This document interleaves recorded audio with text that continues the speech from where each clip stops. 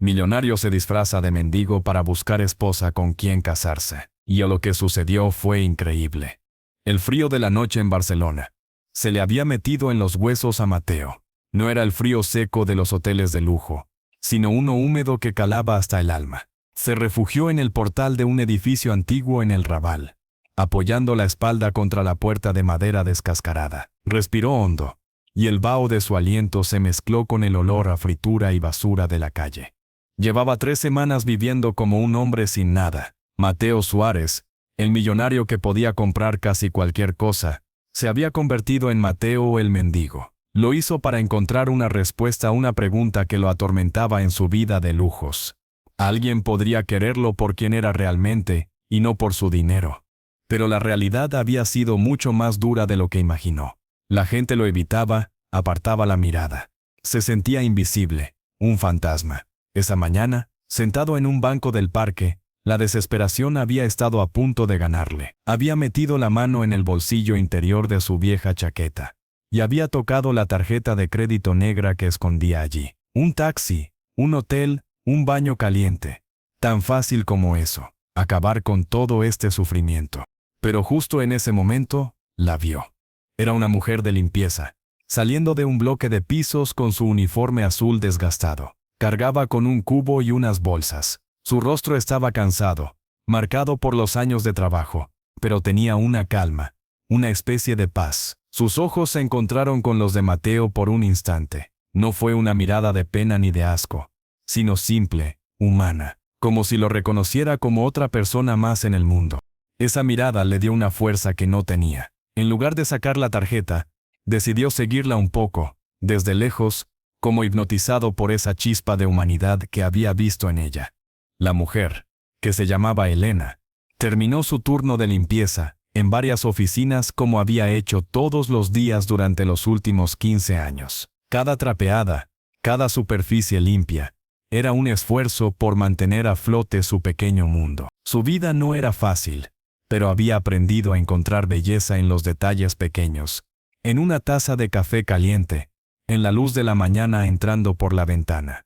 Al salir del último edificio, el cansancio pesaba sobre sus hombros. La noche había caído y tenía que llegar a casa a su realidad. Al doblar la esquina hacia la calle más tranquila donde vivía, vio una figura encogida en el portal de al lado de su edificio. Un hombre, tan quieto que casi parecía parte de la sombra.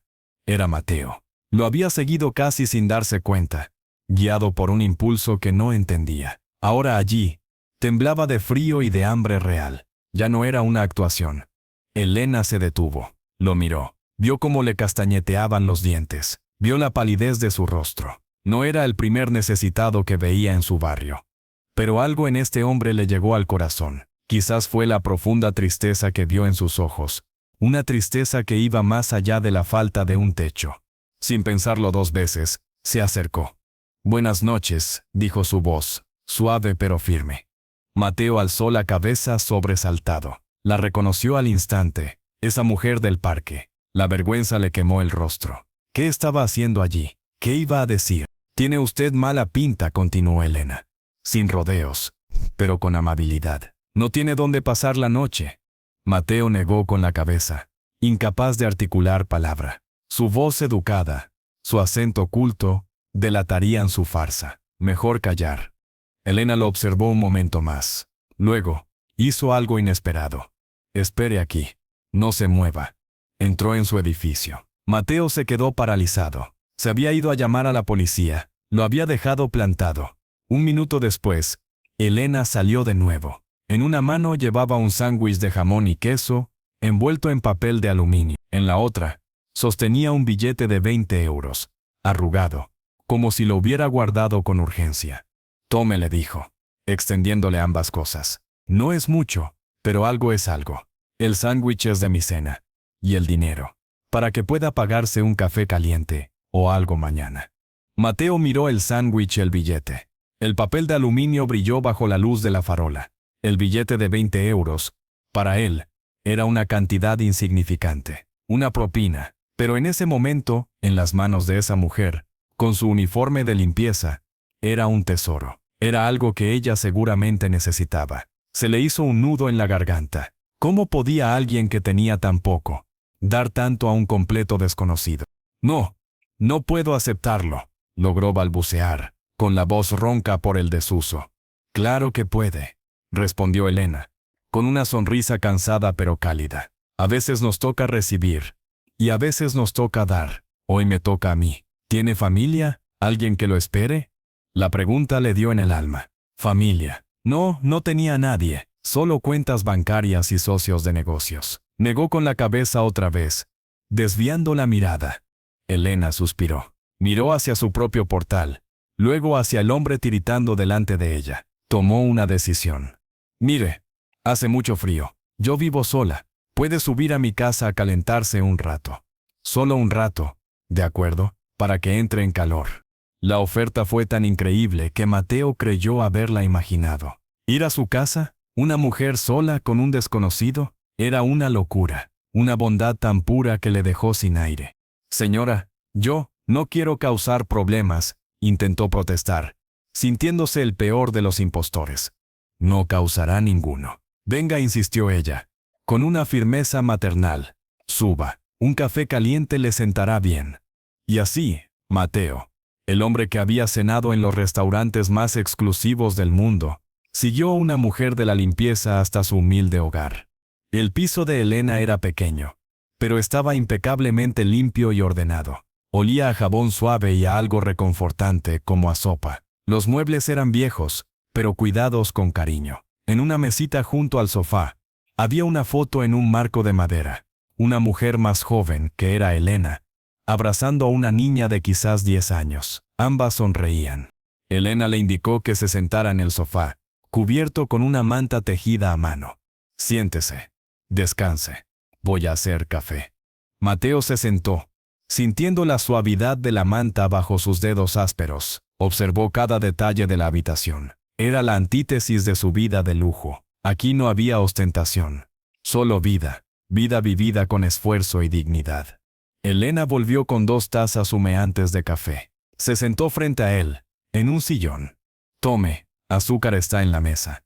Bebieron en silencio un momento. El calor del líquido se extendió por el cuerpo de Mateo, aliviando el frío de sus huesos. Era el mejor café que había probado en su vida. ¿Cómo se llama?, preguntó Elena, rompiendo el silencio. Mateo, respondió él, casi en un susurro. Yo soy Elena. Mucho gusto, Mateo. El gusto es mío, señora. Y, gracias, de verdad. Elena asintió. No hay de qué. La vida da muchas vueltas. A veces estamos arriba, a veces abajo. Lo importante es no perder la humanidad. Esas palabras resonaron profundamente en Mateo. No perder la humanidad. Él la había perdido hacía mucho tiempo, enterrada bajo capas de dinero y poder. Usted es muy amable, dijo. Y esta vez, su voz sonó más firme, más sincera. No es amabilidad, respondió Elena, mirando su taza. Es lo que hay que hacer. Si podemos ayudar, hay que ayudar. Mi madre siempre me decía, la caridad bien entendida empieza por casa. Y para mí, mi casa es este barrio, la gente que me rodea. Mateo no podía apartar la vista de la foto en la mesita. ¿Es su hija?, preguntó, señalando la imagen. El rostro de Elena se suavizó, pero una sombra de tristeza cruzó sus ojos. Sí, es mi Laura. Es muy guapa. Sí, lo es, susurró Elena. Hubo otro silencio más pesado esta vez. Ya no vive conmigo. ¿No? No, se fue hace 8 años. Mateo notó el dolor en su voz. No quiso presionar, pero Elena continuó, como si necesitara contarlo. Tenía 18 años. Discutimos. Fue una tontería. Una de esas peleas tontas de adolescente. Ella quería irse a estudiar arte a Madrid. Yo tenía miedo. Le dije que no, que era muy joven, que era una carrera con poco futuro. Le pedí que estudiara algo más seguro. Aquí, en Barcelona. Fue egoísta de mi parte. Tenía miedo de quedarme sola. Elena respiró hondo. Esa noche, se fue de casa. Dijo que no la entendía, que la estaba ahogando. Y se fue. Al principio, llamaba de vez en cuando. Luego, las llamadas se fueron espaciando. Y luego, nada. Hace 5 años que no sé nada de ella. Mateo la miró. con el corazón encogido. La simpleza del drama, su cotidianidad, lo golpeó con más fuerza que cualquier complicada historia de negocios. Una madre que había perdido a su hija por una pelea, por el miedo a la soledad, la misma soledad que él ahora experimentaba de forma tan cruda. Lo siento mucho, fue lo único que pudo decir.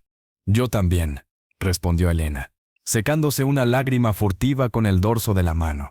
La echo tanto de menos, cada día. A veces pienso que si hubiera sido más comprensiva, si la hubiera apoyado, pero no se puede vivir de si hubiera. Solo queda seguir adelante y esperar que algún día vuelva, o que al menos sepa que la quiero y que la espero siempre. Mateo sintió que su propio drama, su búsqueda egoísta, palidecía ante el dolor silencioso y constante de esa mujer. Él se había disfrazado de pobre para encontrar un amor verdadero. Elena, en su pobreza real, mostraba un amor tan verdadero y profundo que era capaz de esperar años por una hija que quizás nunca volvería. Se quedaron hablando durante horas. Mateo, cauteloso, inventó una historia sobre haberlo perdido todo en un negocio que fracasó, sobre la vergüenza de no poder enfrentarse a su familia. Era una mentira, pero contenía destellos de su propia verdad emocional. La sensación de fracaso, la soledad. Elena le escuchaba, asentía. Le daba consejos sencillos pero llenos de una sabiduría que solo da la vida dura. Él la escuchaba a su vez, fascinado por su fortaleza, por su capacidad de encontrar esperanza en la rutina más gris. Se dio cuenta de que estaba conociendo a una persona extraordinaria. La mujer que había estado buscando, quizás, no era una joven esposa, sino alguien como Elena, una persona con un corazón inmenso. De repente, sonó un timbre de móvil antiguo. Elena se disculpó y sacó un teléfono sencillo de su bolsillo. Lo miró y palideció. La pantalla mostraba un número desconocido, pero con el prefijo de Madrid. Perdóneme, Mateo, ¿es este número? Tartamudeó, poniéndose de pie. Su mano temblaba. ¿Pasa algo?, preguntó él, alarmado por su expresión. Hace años que no me llama desde un número de Madrid, susurró ella, como hablando consigo misma. Con un dedo trémulo, deslizó la pantalla para contestar. ¿Diga? Su voz era un hilo de esperanza y miedo. Mateo contuvo la respiración. Observó cómo el rostro de Elena pasaba de la expectación a una confusión absoluta, y luego a un pálido horror. ¿Qué?, dijo con la voz quebrada. ¿Cómo? ¿Un hospital? ¿Qué hospital? ¿El clínico? Escuchó unos segundos más, y sus piernas flaquearon. Se dejó caer en el sillón, como si todo el aire hubiera salido de su cuerpo. Su mirada se volvió vidriosa, perdida en la nada. Sí, soy su madre, su única familia. Voy para allá. Ahora mismo voy. Colgó el teléfono. La mano que sostenía el móvil cayó sobre su regazo inerte. Levantó la vista y miró a Mateo, pero no lo veía. Sus ojos estaban llenos de un dolor tan profundo que Mateo sintió que se le helaba la sangre. Elena, ¿qué ha pasado?, preguntó, acercándose a ella. Ella abrió la boca, pero durante un largo instante solo salió un sonido ahogado. Finalmente, logró articular las palabras, vacías, mecánicas, como si no pudiera procesar su significado. Era el hospital del clínico, en Madrid. Hizo una pausa, tragando saliva. Una lágrima solitaria comenzó a descender por su mejilla. Es Laura, dijo. Y su voz se quebró definitivamente. Mi niña ha tenido un accidente. Grave. Muy grave, muy grave. Me han dicho que vaya inmediatamente, que puede que no llegue a tiempo. Miró a Mateo, y por primera vez, la fortaleza que había irradiado se desvaneció por completo, dejando al descubierto a una mujer aterrada, vulnerable, al borde del abismo. Dice la enfermera, que lo más probable es que no sobreviva. La palabra sobreviva quedó flotando en la pequeña sala, pesada como una losa de hormigón. El reloj de pared marcó las 11 de la noche con un tic-tac que de repente sonó ensordecedor. Elena no lloraba. Estaba petrificada, con la mirada clavada en la pared opuesta, pero viendo claramente la imagen que su mente se atrevía a construir, su hija, su Laura, en una cama de hospital, rodeada de cables y máquinas. Mateo se arrodilló frente a ella, rompiendo por completo su personaje. Su voz ya no era la ronca del mendigo, sino firme y clara, La voz de un hombre acostumbrado a tomar el mando en las crisis. Elena, escúchame. Tienes que moverte. Ahora. Ella parpadeó, lentamente, como si saliera de un trance. Sus ojos se enfocaron en él, y por un segundo, surgió un destello de confusión. ¿Quién era este hombre? Que Sado le hablaba con tanta autoridad. Tengo que ir a Madrid, murmuró, mirando a su alrededor perdida. El último ave sale a medianoche. Pero, el dinero, el billete. No te preocupes por el dinero, dijo Mateo, con una decisión instantánea. Su experimento había terminado. Esto era real. Esto era vida o muerte. Yo me encargo de todo. ¿Tienes tu DNI? ¿Algo de ropa? La pragmática de Mateo sacó a Elena, momentáneamente del shock. Asintió, mecánicamente, y señaló hacia el dormitorio. Mateo no lo pensó dos veces. Entró en la habitación, pequeña y austeramente decorada. Abrió un armario y encontró una maleta pequeña. Empezó a meter ropa sin pensar, solo lo esencial. Una sudadera, unas mudas de ropa interior. Mientras lo hacía, su mente calculaba a toda velocidad. El AVE, el coche de línea, era demasiado lento. Un taxi hasta Sanz. Tenían poco más de media hora. Vamos, dijo, saliendo de la habitación con la maleta. Ahora, Elena.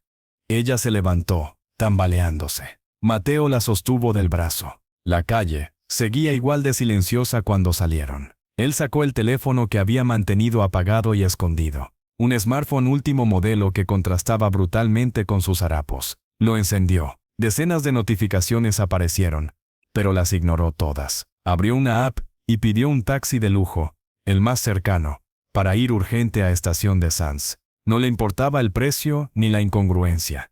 El taxi llegó en 2 minutos. El conductor, un hombre con bigote, miró con desconfianza a Mateo, sucio y harapiento, ayudando a una mujer pálida y claramente angustiada. ¿Está todo bien?, preguntó el conductor. Todo bien. Sanz.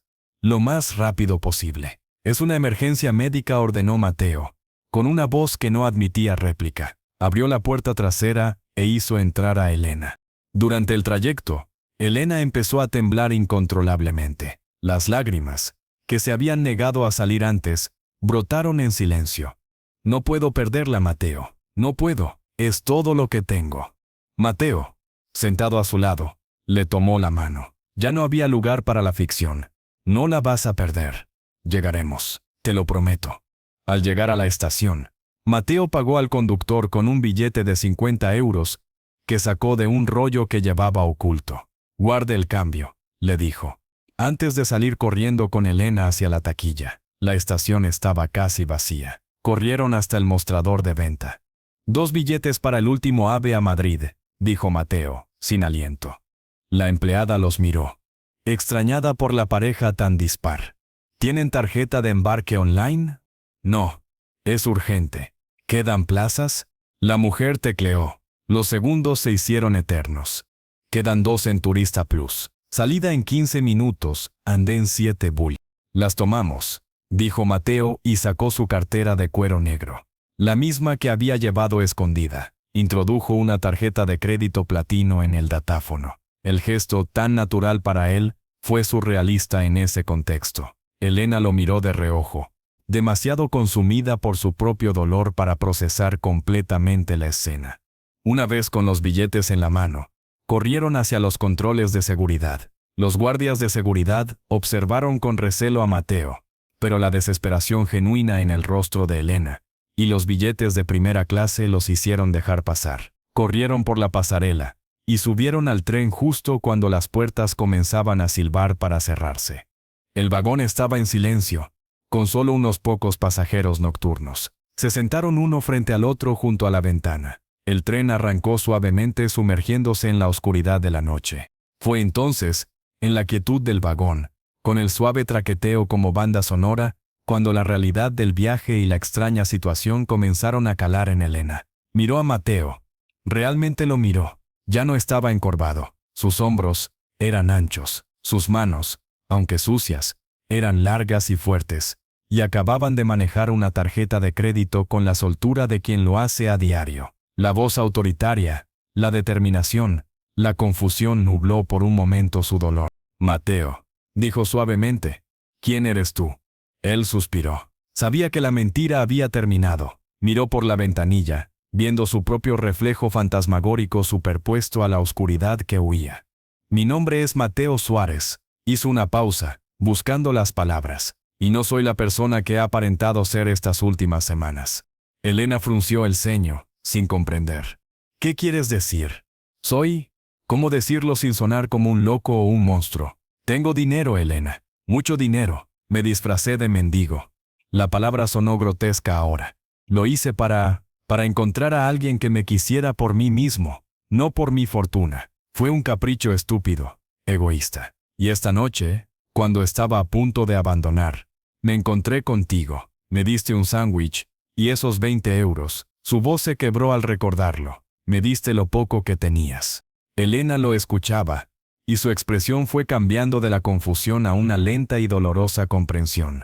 No dijo nada, solo lo miraba, mientras las piezas encajaban en su mente. El hombre hambriento y frío era un millonario aburrido jugando a ser pobre. Así que, dijo al fin, con una voz plana, carente de la calidez de antes. Todo esto ha sido una mentira, una especie de juego para ti. No, se defendió Mateo con fervor. No fue un juego. Al principio quizás sí. Fue una idea terrible. Pero cuando me ofreciste entrar en tu casa, cuando me hablaste de Laura, nada de eso fue mentira para mí. Elena, tu amabilidad fue real. Tu dolor es real. Y yo solo quiero ayudarte. De verdad. Y Elena desvió la mirada hacia la ventanilla. La oscuridad era absoluta. Se sentía estúpida, engañada. Le había abierto las puertas de su casa. Le había contado su mayor dolor a un impostor. ¿Y por qué?, preguntó, sin mirarlo. ¿Por qué ayudarme? ¿Para sentirte mejor contigo mismo? ¿Para limpiar tu conciencia? No. La voz de Mateo resonó en el vagón silencioso. Y bajó el tono. Te ayudo porque lo que hiciste esta noche fue lo más increíble que alguien ha hecho por mí en toda mi vida. Porque eres una buena persona. Y porque... dudó. Pero siguió adelante. Porque en estas pocas horas, he sentido más humanidad a tu lado que en los últimos 20 años de mi vida. Elena no respondió. El silencio entre ellos se volvió espeso, cargado de traición y de una extraña complicidad forjada en la emergencia. El tren avanzaba veloz hacia Madrid, hacia lo desconocido. 2 horas y media después, el tren entraba en la estación de Atocha. Eran las 3 de la madrugada. Madrid era una ciudad despierta pero somnolienta. Bajaron del tren y Mateo, de nuevo tomando el control, sacó su teléfono. Vamos a coger un taxi al hospital clínico. No, dijo Elena, con una firmeza repentina. Se había secado las lágrimas, y ahora su rostro mostraba una determinación fría. Yo voy sola. Elena, por favor, déjame ayudarte. ¿No estás bien? He estado sola los últimos 8 años, replicó ella, con dureza. Puedo manejar esto. No te necesito, no te debo nada, y no quiero tu caridad de millonario culpable. Las palabras dolieron, pero Mateo las entendió. Asintió, con resignación. De acuerdo, pero al menos deja que te lleve en taxi. No es caridad, es sentido común. Elena lo miró, evaluándolo. Finalmente asintió con la cabeza, un gesto seco. No hablaron durante el corto trayecto en taxi hasta el imponente edificio del hospital clínico. La entrada de urgencias era un mundo de luces fluorescentes, suelos fríos y un silencio tenso, roto solo por el leve zumbido de los aparatos y los pasos apresurados de alguna enfermera. El olor a desinfectante era agresivo. Elena se acercó al mostrador de recepción, con Mateo manteniendo una distancia respetuosa unos pasos detrás. Buenas noches, dijo Elena, con una voz que intentaba ser firme, pero que temblaba ligeramente. Me llamo Elena Flores. Me han llamado desde aquí, por mi hija, Laura Flores. Ha llegado por un accidente. La recepcionista, una mujer joven con cara de cansancio, tecleó en el ordenador. Su expresión se volvió inmediatamente grave. Un momento, por favor. Voy a llamar al médico responsable. Los minutos de espera fueron una tortura. Elena se agarraba el brazo con la otra mano, clavándose las uñas en la piel. Mateo observaba, impotente, sintiendo cada latido de su propio corazón como un martillazo. Por fin, una puerta batiente se abrió, y salió una mujer de mediana edad, con bata verde quirúfano y una expresión seria pero no del todo desesperanzada. «Señora Flores, soy la doctora Valdés». «¿Mi hija?», preguntó Elena, con la voz quebrada. «¿Cómo está Laura?». La doctora miró a Elena, y luego su mirada se posó brevemente en Mateo, antes de volver a la madre. «Su hija ha tenido mucha suerte. El accidente fue grave, pero estable. Un coche la atropelló cuando cruzaba una calle. Tiene varias fracturas. Una costilla perforó un pulmón, lo que causó un neumotórax, y un traumatismo craneoencefálico severo. Estuvo en coma inducido durante la operación, pero ha respondido bien. Acabamos de reducir la sedación. Está consciente». Elena dejó escapar un sollozo de alivio tan profundo que casi se desmaya. Mateo dio un paso instintivo para sostenerla. «¿Puedo verla?», suplicó Elena. «Sí, pero solo un momento. Está muy débil». Y la doctora hizo una pausa significativa. «Hay algo que debes saber. Cuando ha despertado, lo primero que ha preguntado, insistentemente, es por su bebé». Elena se quedó paralizada. El alivio se congeló en su rostro, reemplazado por un desconcierto absoluto. «¿Su bebé?», repitió, como si no entendiera las palabras. «Sí», confirmó la doctora con un tono suave.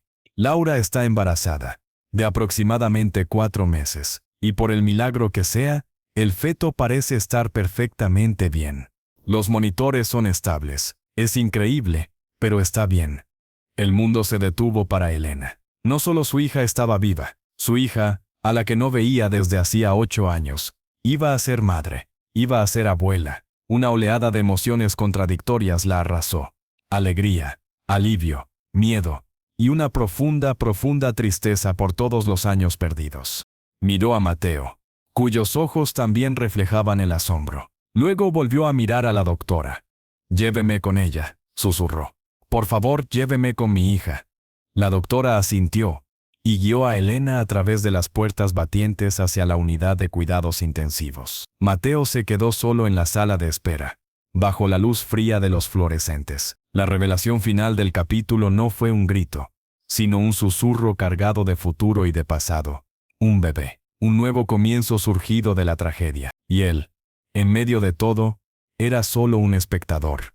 Un hombre rico que había encontrado algo mucho más valioso que el amor romántico que buscaba, y el cruda, complicada y poderosa realidad de una familia rota que contra todo pronóstico tenía una segunda oportunidad. La puerta de la UCI se cerró tras Elena con un silencio mortal, dejando a Mateo solo en la desolación de la sala de espera. El zumbido de los fluorescentes se convirtió en un martilleo en sus sienes. Se dejó caer en una de las incómodas sillas de plástico naranja, sintiendo el peso de las últimas horas, de las últimas semanas, aplastándole el pecho. Un bebé. La palabra resonaba en su mente, tan frágil y poderosa como un milagro. Laura estaba viva, y llevaba una vida dentro de ella. La misión de Elena ya no era solo salvar a su hija, sino salvar a su nieto. La dimensión de la tragedia y la esperanza se multiplicaba por 1000. Mateo miró sus manos. Aún estaban sucias, marcadas por el frío de la calle y la grasa de los contenedores. Pero ya no sentía la piel del mendigo. Sentía la piel de Mateo Suárez, el impostor. El hombre que había irrumpido con su mentira egoísta en el momento más crítico de la vida de otra persona. La vergüenza le quemaba las entrañas. Elena lo había mirado con una frialdad que le heló el alma. Antes de cruzar esa puerta, no era odio, era algo peor, decepción. La decepción de quien había ofrecido su corazón sin condiciones y había encontrado un experimento. No podía quedarse allí, inmóvil. Se levantó y caminó hacia los lavabos. Bajo la luz cruda del espejo, su reflejo fue un shock. El hombre que lo miraba era un extraño. Barba enmarañada, rostro demacrado, ojos hundidos y llenos de una angustia que no era fingida. Se lavó la cara con agua fría, frotándose la piel hasta que enrojeció, como si pudiera limpiar la farsa. Pero la suciedad de la mentira era más profunda. Mientras se secaba con una toalla áspera de papel, su teléfono vibró. Era Javier, su asistente personal. Lo había estado llamando desde hacía horas. Con un suspiro, Lo descolgó. ¿Dónde diablos estás, Mateo? La voz de Javier era un milésimo noveno de preocupación y exasperación. Hay una reunión clave en Tokio en 4 horas. Los japoneses están al borde del ataque de nervios. Mateo miró su reflejo en el espejo. Luego giró la vista hacia la puerta cerrada de la UCI. Cancélala, Javier. Cancela todo para los próximos días. Hubo un silencio incrédulo al otro lado de la línea. ¿Estás bien? ¿Has dicho que cancele? Mateo. Es la fusión más importante de la década. No estoy bien, respondió Mateo, con una fatiga que le venía de los huesos. Y hay cosas más importantes que una fusión. Hazlo, Javier, sin preguntas. Y necesito que hagas algo más. Reserva una suite en el mejor hotel cerca del hospital clínico. Algo discreto, pero con todas las comodidades. Y ve a mi apartamento. Trae ropa, afeitadora, todo lo necesario. Déjalo todo en recepción. No quiero verte. Javier, profesional hasta la médula, asintió al otro lado, aunque su mente debía estar estallando en 1000 preguntas. ¿Entendido? ¿Algo más? Sí. Mateo respiró hondo. Busca al mejor especialista en traumatología y en obstetricia de alto riesgo de España. Quiero sus nombres y sus teléfonos en mi móvil en la próxima hora. Dinero no es objeto. Obstetricia. Mateo, ¿qué está pasando? No puedo explicarlo ahora. Solo hazlo. Colgó. Por primera vez en años, sus prioridades se habían reordenado por completo. Los millones, las fusiones, el poder, todo palidecía ante la frágil vida que luchaba tras esas puertas. Mientras tanto, al otro lado de la puerta batiente, el mundo se había reducido a una habitación blanca, llena de máquinas que pitaban suavemente. El aire olía a antiséptico y a miedo. Y allí, en el centro de ese universo clínico, estaba Laura. Elena se detuvo en la entrada, el corazón encogido. Su hija, su niña, estaba irreconocible, y a la vez, era exactamente la misma, con el rostro hinchado y amoratado, un tubo de respiración bajo la nariz, el cabello castaño, tan parecido al suyo, enmarañado sobre la almohada. Pero sus ojos, esos ojos grandes que había heredado, estaban abiertos, y la miraron. Fue una mirada que atravesó los 8 años de silencio. No hubo alegría, ni alivio inmediato, solo una confusión profunda, y un destello de algo que podía ser reconocimiento o temor. Laura, susurró Elena, acercándose a la cama con pasos titubeantes. Su voz era un hilo de voz. Hija mía. Los labios de Laura se movieron, intentando formar palabras alrededor del tubo. Un sonido ronco y débil salió de su garganta. Mamá.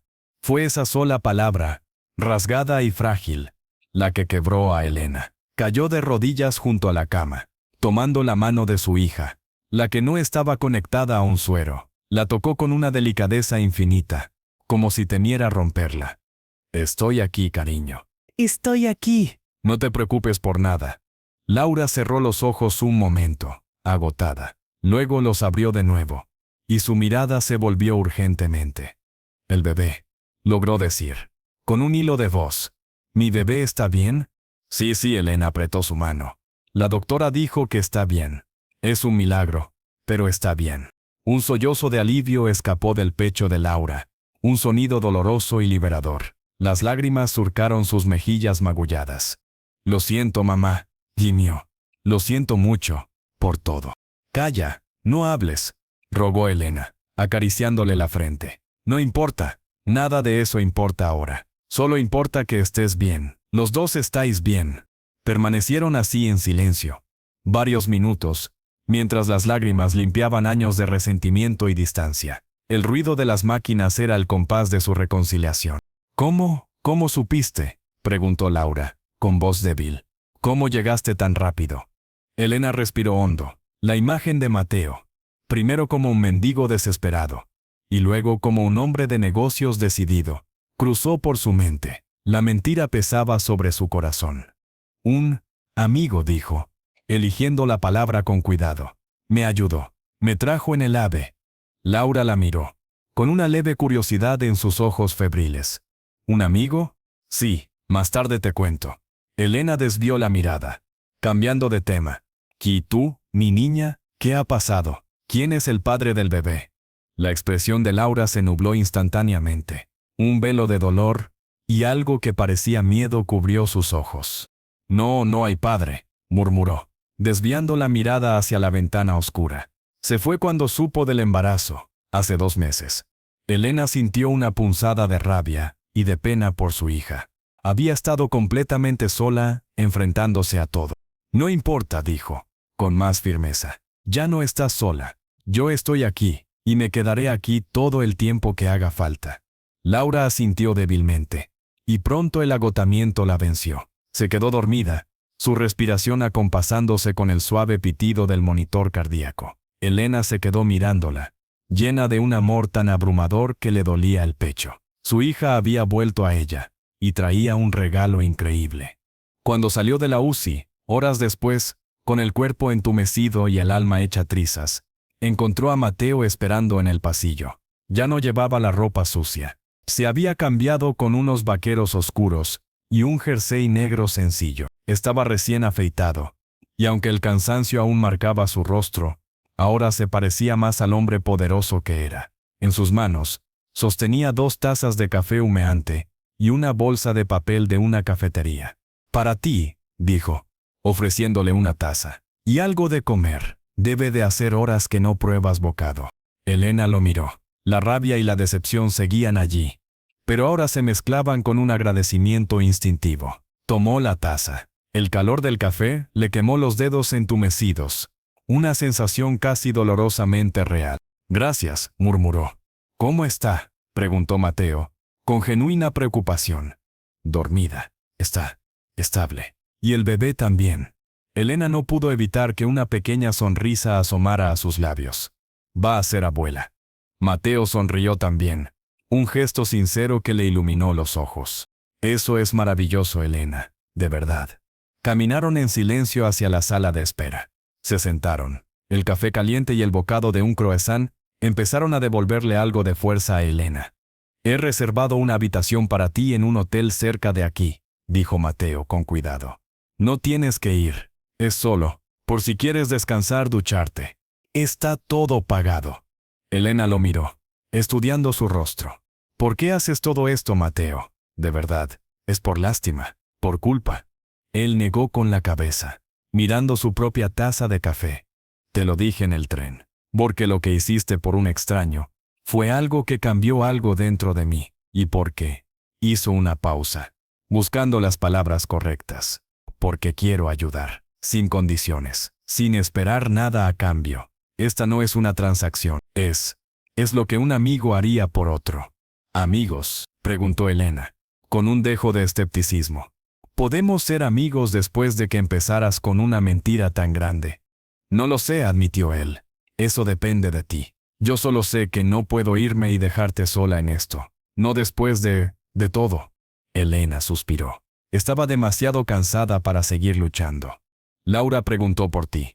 Dijo que un amigo me había traído. Mateo se quedó quieto. ¿Y qué le dijiste? Nada.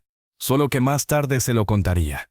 Un silencio incómodo se instaló entre ellos. La verdad, ahora, no solo era un problema entre Mateo y Elena, sino que amenazaba con envenenar el frágil renacer de la relación entre madre e hija.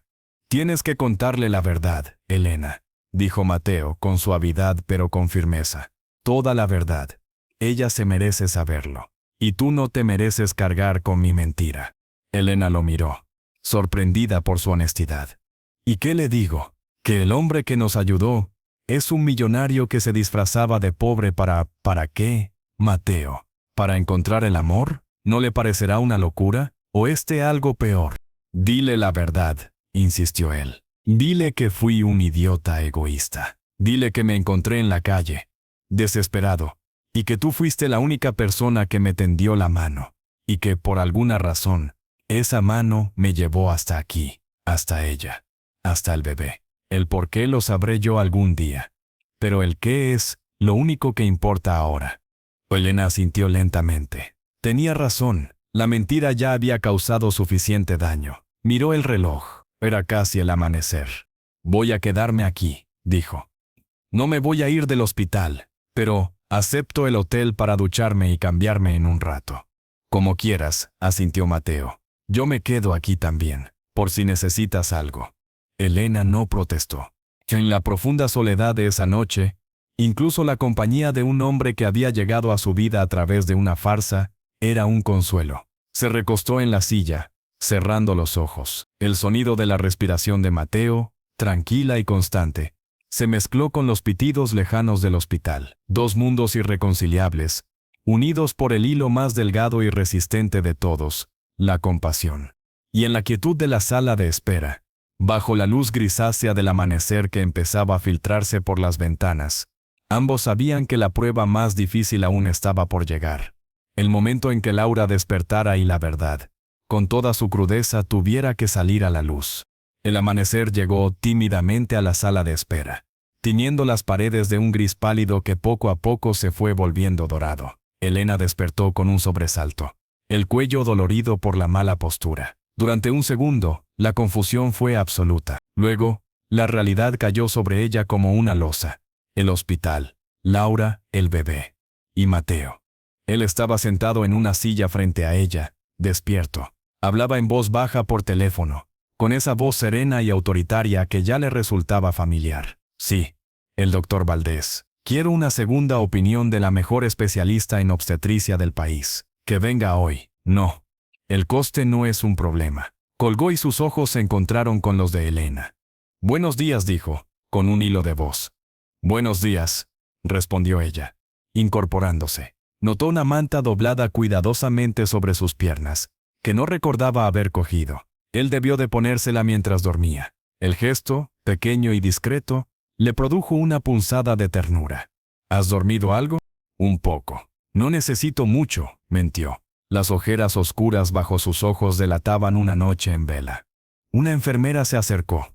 Señora Flores, su hija está despierta. Ha desayunado un poco, y está más lúcida. Puede pasar, pero solo 5 minutos. Elena se levantó de inmediato, sintiendo una mezcla de ansiedad y anhelo. Se volvió hacia Mateo, indecisa.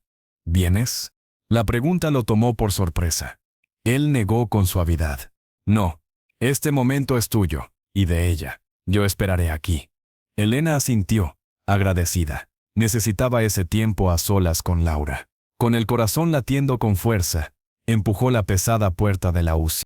Laura estaba notablemente mejor. El tubo de respiración le había sido retirado y, aunque su rostro seguía hinchado y magullado, sus ojos tenían más lucidez. Una sonrisa temblorosa se dibujó en sus labios al ver a su madre. Hola, mamá. Hola, preciosa. Elena se sentó en la silla junto a la cama, tomándole la mano. ¿Cómo te sientes? Como si me hubiera caído de un 5º piso, bromeó débilmente. Pero mejor. Mucho mejor. Callaron un momento, disfrutando del simple milagro de estar juntas. El elefante en la habitación, sin embargo, era imposible de ignorar. ¿Y tú, amigo?, preguntó Laura al fin, con curiosidad. ¿Sigue aquí? Elena respiró hondo. Era el momento. Mateo tenía razón. La verdad era el único camino. Sí, está fuera. Laura, cariño, tengo que contarte algo. Algo extraño. Y necesito que me escuches sin juzgar, ¿vale? La expresión de Laura se volvió seria al notar el tono de su madre. Claro, mamá. ¿Qué pasa? Elena comenzó desde el principio. Le habló de cómo había visto a un hombre en el portal de al lado, tiritando de frío. De cómo le había ofrecido un sándwich y sus ahorros, de cómo, impulsada por una compasión instintiva, lo había invitado a subir a calentarse. Y entonces, con la voz a veces quebrada, le contó la increíble verdad. Le habló de Mateo Suárez, el millonario, de su disfraz de mendigo, de su búsqueda egoísta de un amor verdadero. No omitió nada, ni su propia rabia y sensación de traición al descubrirlo en el tren. Laura la escuchó en completo silencio, sus ojos cada vez más abiertos por el asombro. Cuando Elena terminó, la habitación solo estaba llena del suave pitido de los monitores. Dios mío, susurró Laura al final. Es de película. Lo sé, admitió Elena, con un hilo de voz. Y sé que suena a locura, y que yo fui una ingenua al creerle. No, la interrumpió Laura, con una firmeza sorprendente. No fuiste ingenua, mamá. Fuiste tú. Siempre has sido así. Recogías gatos callejeros, Ayudabas a los vecinos viejos con la compra. Es quien eres. Y este hombre, con su mentira estúpida, se topó con la persona más real que podría haber encontrado. Elena la miró, sin poder disimular su sorpresa. Esperaba rechazo, incomprensión. No esta lucidez. ¿No estás enfadada? ¿Por qué?, preguntó Laura. Porque un extraño mintió. Mamá, en estos 8 años he conocido a muchos hombres que mienten por mucho menos. Él, al menos, lo hizo por una razón que en el fondo es hasta triste. Estaba tan solo que tuvo que inventarse una vida para encontrar compañía. Hizo una pausa reflexionando. Lo importante es lo que pasó después. Cuando supo lo mío, lo dejó todo para ayudarte, para ayudarnos a nosotras. Eso no es algo que cualquiera haría. Las lágrimas llenaron los ojos de Elena. La sabiduría de su hija, forjada en su propio dolor, la desarmaba por completo. Así que, ¿no te importa? Claro que me importa, dijo Laura. Es una historia de locos. Pero mamá apretó su mano. Después de todo este tiempo, después de lo que ha pasado, ¿crees que voy a dejar que una tontería como el orgullo se interponga entre yo y la persona que te trajo hasta mí cuando me moría? Quiero conocerlo. Quiero darle las gracias. Elena lloró en silencio, limpiándose las lágrimas con la mano libre. Su hija no solo la había perdonado, sino que había entendido todo con una claridad pasmosa. ¿Y el bebé?, preguntó Elena, cambiando de tema hacia la alegría. ¿Has pensado en nombres? La sonrisa de Laura se iluminó. Si es niña, quiero llamarla Elena, como tú. Esa fue la gota que colmó el vaso. Elena rompió a llorar, inclinándose sobre la cama para abrazar suavemente a su hija, con un cuidado infinito para no hacerle daño. Era la felicidad más grande y más dolorosa que había sentido en su vida. Media hora después, Elena salió de la UCI. Sus ojos estaban enrojecidos, pero su rostro irradiaba una paz que no se había visto en años. Caminó directamente hacia Mateo, que se puso en pie de inmediato, expectante. Ella lo sabe, dijo Elena. Se lo he contado todo. Mateo contuvo la respiración. ¿Y? Y quiere conocerte, respondió Elena. Y una sonrisa genuina, la primera desde la llamada, le iluminó el rostro. Quiere darte las gracias. El alivio que inundó a Mateo fue tan físico que casi se tambalea. Asintió, sin poder encontrar palabras. Pero hay una condición, añadió Elena, con un brillo travieso en los ojos. Tienes que entrar como lo que eres. No finjas más. Sé solo Mateo. Él asintió de nuevo, con solemnidad. Eso puedo hacerlo. O al menos, lo intentaré. Minutos después, Mateo cruzaba el umbral de la habitación de Laura. Se sintió extrañamente vulnerable, sin su disfraz de mendigo ni la armadura de su traje de poder. Iba simplemente como él mismo. Laura lo miró con una curiosidad abierta. Sus ojos, tan parecidos a los de su madre, lo escudriñaron. Así que usted es el millonario mendigo, dijo, con una sonrisa débil pero sincera. Mateo no pudo evitar sonreír. Supongo que sí. Oh, Mateo Suárez. Mucho gusto, Laura. Y, lo siento por el comienzo. Ya me ha dicho mamá, asintió Laura, y le acepto las disculpas bajo una condición. ¿Cuál? Que deje de sentirse culpable, dijo ella, con una sorprendente firmeza. Lo que pasó, pasó. Y al final, el universo, o la casualidad, o lo que sea, puso a mi madre en su camino, y a usted en el mío en el momento justo. Eso es lo único que importa. Así que, gracias. Gracias por traerla hasta mí. Mateo sintió que se le encogía el corazón. Esta mujer joven, que había estado al borde de la muerte, tenía una grandeza de espíritu que él anhelaba. No hay gracias que hacer, logró decir. Fue ella quien me salvó a mí. Yo solo devolví el favor. Permanecieron un rato hablando. Laura le hizo algunas preguntas sobre su vida. No sobre su dinero, sino sobre sus viajes, sus aficiones. Fue una conversación sencilla, humana. Mateo se dio cuenta de que era la primera conversación real, sin agendas ni máscaras, que tenía en años. Al salir de la habitación, se encontró con Elena en el pasillo. El médico había dado excelentes noticias, Laura evolucionaba favorablemente y podrían pasar a planta en un par de días. Elena, dijo Mateo, deteniéndose frente a ella. Mi coche está abajo. Puedo llevarte al hotel a que descanses un poco. Te prometo que no es un secuestro. Elena sonrió, cansada pero aliviada. Sí, creo que un baño caliente no me vendría mal. El trayecto en el silencioso coche de lujo fue extrañamente tranquilo. Ya no había secretos entre ellos. Llegaron al hotel, un edificio discreto pero elegantísimo. La suite que Mateo había reservado era espaciosa y luminosa, con vistas a un parque. Elena se quedó boquiabierta. Mateo, esto es demasiado. Es solo una habitación, dijo él, con un encogimiento de hombros. Tú mereces mucho más. Mientras Elena se daba un baño reparador, Mateo hizo una llamada. Una hora más tarde, cuando Elena salió de la habitación envuelta en un suave albornoz, encontró la sala de estar de la suite transformada. Sobre la mesa, había varios documentos. ¿Qué es todo esto?, preguntó, acercándose. Son opciones, explicó Mateo con calma. Te auxilia la escritura de un pequeño piso en un buen barrio de Barcelona, cerca de donde vives. Está a tu nombre. Y este es un fondo de inversión, también a tu nombre, que te dará unos ingresos mensuales más que suficientes para que no tengas que volver a limpiar nunca más una oficina ajena. Y este, señaló un tercer documento, es un fideicomiso para el bebé, para su educación, su futuro. Elena lo miró, atónita. Luego negó lentamente con la cabeza. No, Mateo, no puedo aceptar esto.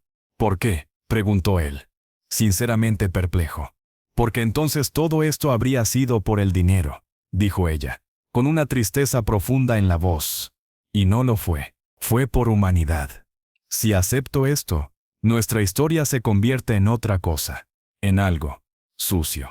Mateo la miró, y por primera vez, entendió la verdadera magnitud de la persona que tenía frente a él. Elena no era noble por circunstancias, era noble por esencia.